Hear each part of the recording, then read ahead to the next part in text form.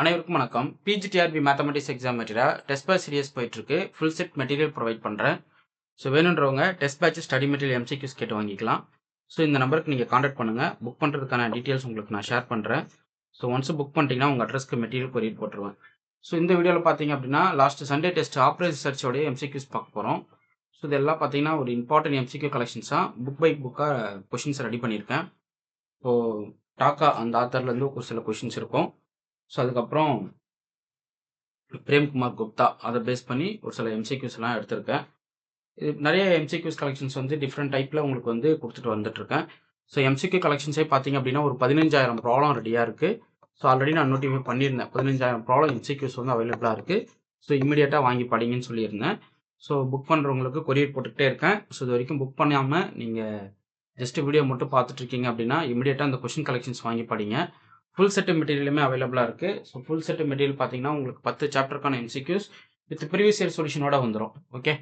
So இப்போது இந்த வீடியோவில் டோட்டலாக ஒரு 50 ப்ராப்ளம்ஸ் வந்து கம்ப்ளீட்டாக பார்க்க போகிறோம். ஸோ ப்ராப்ளம் நம்பர் 1 பாருங்கள்.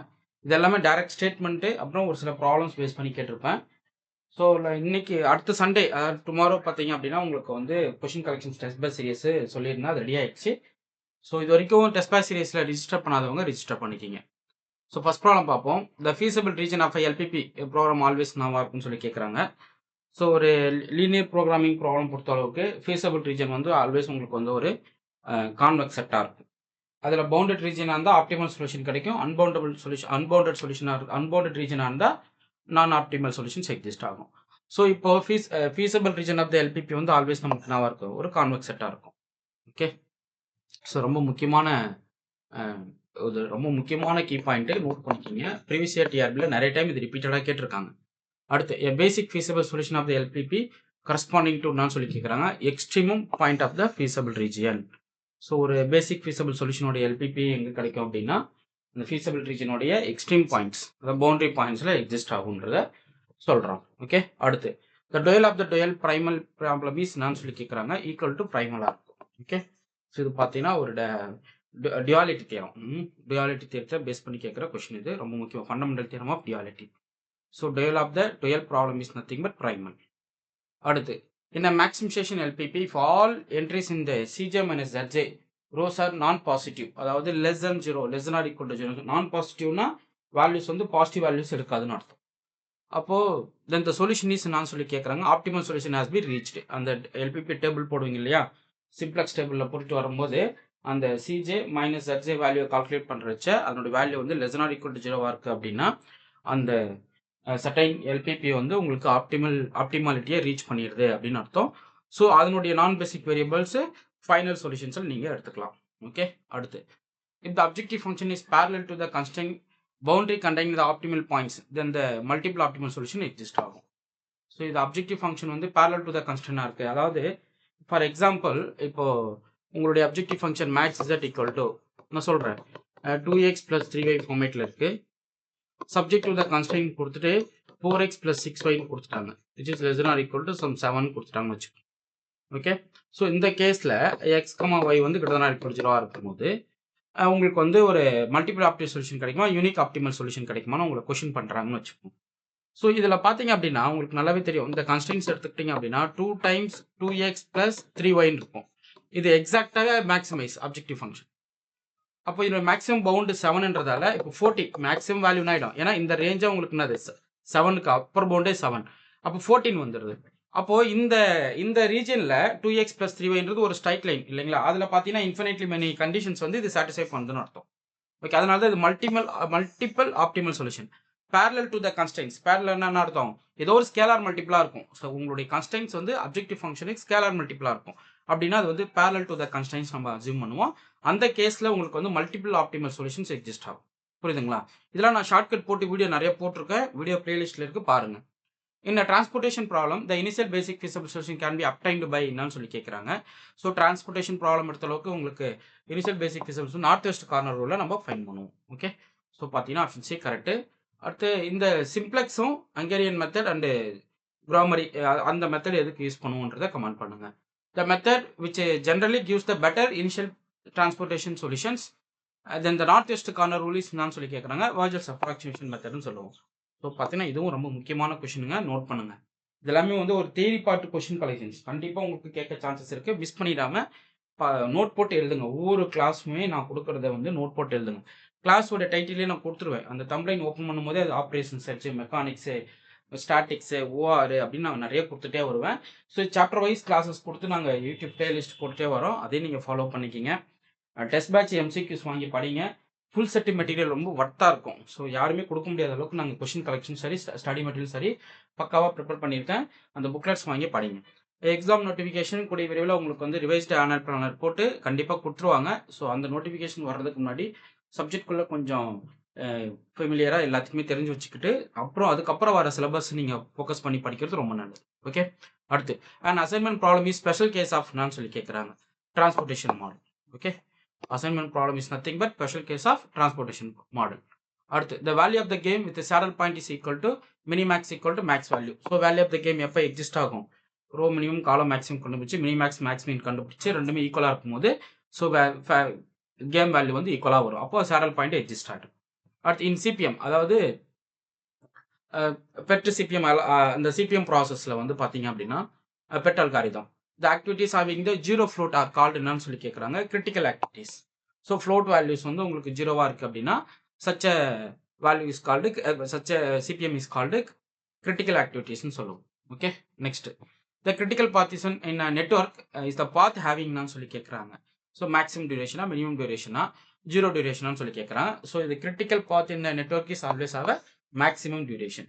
ஸோ இருக்கிற டியூரேஷன் பாத்தில் இது மேக்ஸிமம் இப்போ போடும் இல்லைங்களா, எவரோ டயக்ராமில் போடும்போது எந்த பாத்தோட வேல்யூ வந்து மேக்ஸிமைஸாக கொடுக்குதோ அதுதான் வந்து நம்மளுக்கு கிரிட்டிக்கல் பாத்துன்னு நம்ம டிஃபைன் பண்ணுவோம். ஓகே, ஸோ இந்த டயக்ராமில் வந்து கிரிட்டிக்கல் பாத்தோடைய வேல்யூஸ் நீங்கள் கன்சிடர் பண்ணுறீங்க அப்படின்னா அதில் எது மேக்ஸிமம் வேல்யூ கொடுக்குதோ அதுதான் உங்களுக்கு வந்து கிரிட்டிக்கல் பாத்துன்னு நம்ம டிஃபைன் பண்ணுவோம். ஓகே, ஸோ அது உங்களுக்கு தெரியும் நினைக்கிறேன். இந்த பெட் சிபிஎம் அல்காரிதமில் அது வந்துடும். நெக்ஸ்ட் பாருங்க, the longest path from the start to node to finish node determines the project of the complete duration. This is called a critical path நம்ம டிஃபைன் பண்ணுவோம். அடுத்து the expected activity time in a pet என்னன்னு சொல்லி கேட்குறாங்க. மீன் values average என்னன்றதை கேட்குறாங்க. Expected activity time in பெட்னு பார்த்தீங்கன்னா A into A plus 4m plus B divided by இது T0 plus 4TE plus TM divided by 6ன்னு போடுவோம். ஸோ அந்த கால்குலேஷன் தான் இங்கே நான் போட்டிருக்கேன்.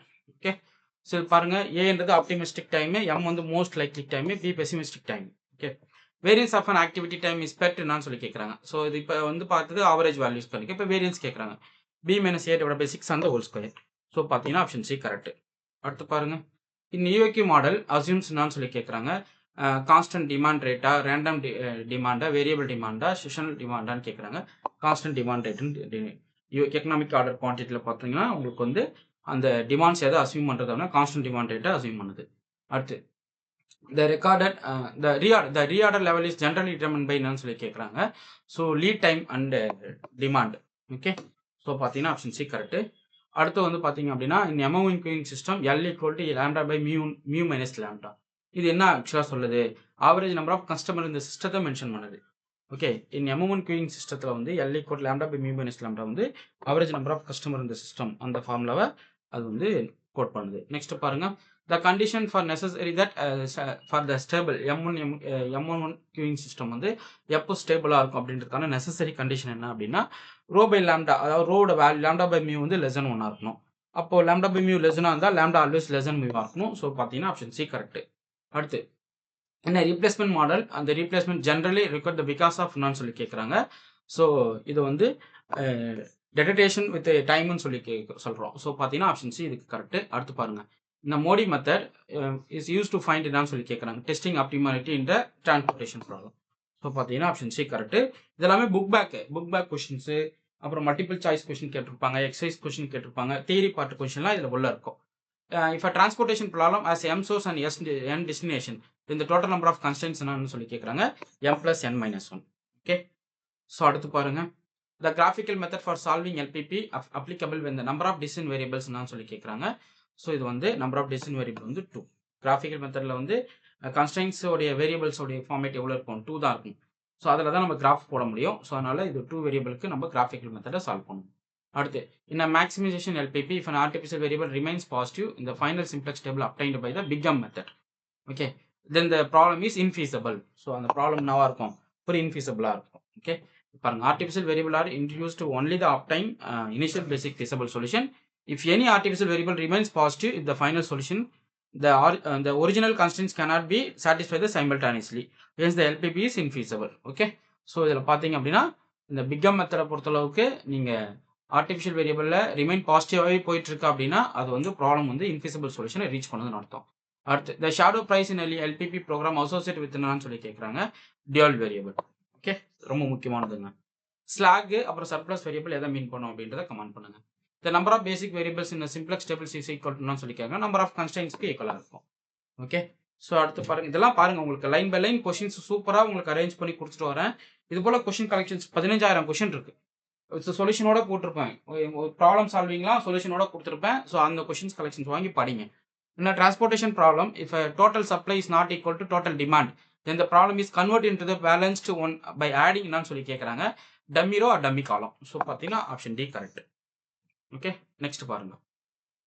ஹங்கேரியன் மெத்தட் கேரண்டிஸ் என்னன்னு சொல்லி கேட்குறேன். And optimal solution. Hungarian method நீங்கள் எடுத்துக்கிட்டாவே கண்டிப்பாக ஆப்டிமலிட்டியை ரீச் பண்ணிடலாம். அடுத்து in a 2% zero sum game without saddle point, the appropriate strategies என்னன்னு சொல்லி கேட்குறாங்க. மிக்சடு ஸ்ட்ராட்டஜிஸ், அது டேரெக்டாக நம்மளுக்கு தெரியும். ஓகே, ஸோ பார்த்தீங்கன்னா option D correct. The product distribution commonly assumed for activity times the PERT is என்னன்னு சொல்லி கேட்குறாங்க. ஸோ இது வந்து பீட்டா அப்படின்னு டினோட் பண்ணுவோம். ஓகே, பீட்டா டிஸ்ட்ரிபியூஷனை ஃபாலோ பண்ணுது அப்படின்னு சொல்லுவோம். Next the product distribution commonly used the number of arrivals in a queuing system. அது பாய்சான் அரைவல்ஸ் நம்ம பார்த்துருக்கோம் இல்லைங்களா. ஸோ பாய்சான் அரைவல்ஸ் அப்புறம் வந்து சர்வீஸ் டைம் டிஸ்ட்ரிபியூஷனை வந்து மியூ நம்ம டினோட் பண்ணுவோம். ஓகே, எக்ஸ்போனன்ஷியலாக இருக்கும். இன்னும் எம்ஓவின் queuing system the service time assume to be என்னன்னு சொல்லி கேட்குறாங்க. Exponential distribution. அடுத்து அதுக்கு பாய்சான், இது ஒரு எக்ஸ்போனன்ஷியல். புரியுதுங்களா? ஸோ இந்த கொஷின்ஸ்லாம் நல்லா ப்ராக்டிஸ் பண்ணுங்க. ரொம்ப முக்கியமான கொஷின் கலெக்ஷன்ஸ். அடுத்தடுத்து நான் உங்களுக்கு வந்து வீடியோ 31லேருந்து நெக்ஸ்ட் வீடியோ நான் உங்களுக்கு போஸ்ட் பண்ணுறேன். ஸோ இந்த வீடியோ பிடிச்சிருந்தா லைக் பண்ணுங்க, கமெண்ட் பண்ணுங்க, உங்கள் ஃப்ரெண்ட்ஸுக்கு ஷேர் பண்ணுங்க. தேங்க்யூ.